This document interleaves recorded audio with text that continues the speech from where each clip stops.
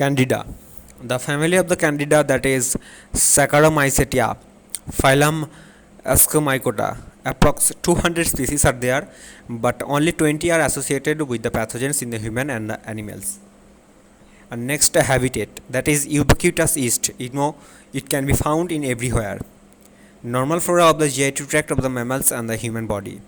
And the present in all the areas of the human GI tract. That common species are the Candida albicans, Candida tropicalis, Candida parapsilosis, and Candida glabrata. That are the main. And next, that is the morphology. The polymorphic yeast, that yeast cells, the hyphae and the pseudo-hyphae are produced.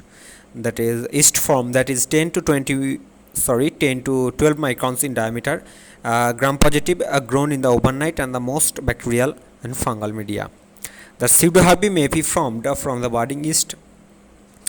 And the spores, there are two types of spores, blastospores and chlamydospores. Blastospores are the thin outside layer, chlamydospore, that is a thick walled.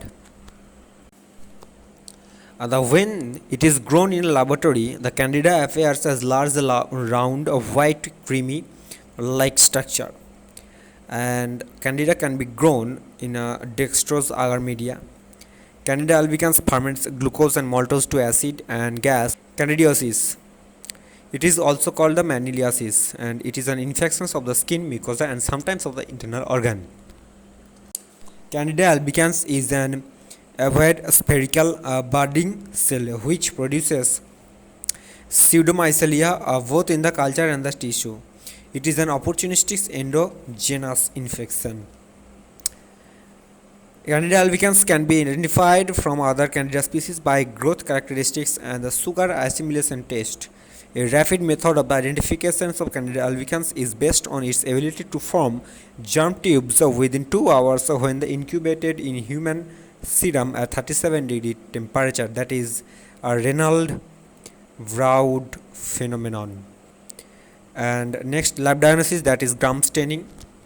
And neutropenia, that is the reductions of the neutrophil cells, and that is the chances of the Candida can be happened at burn cases or liver transplantations, and overgrowth can be occurred in the presence of sugar, steroid, and estrogen.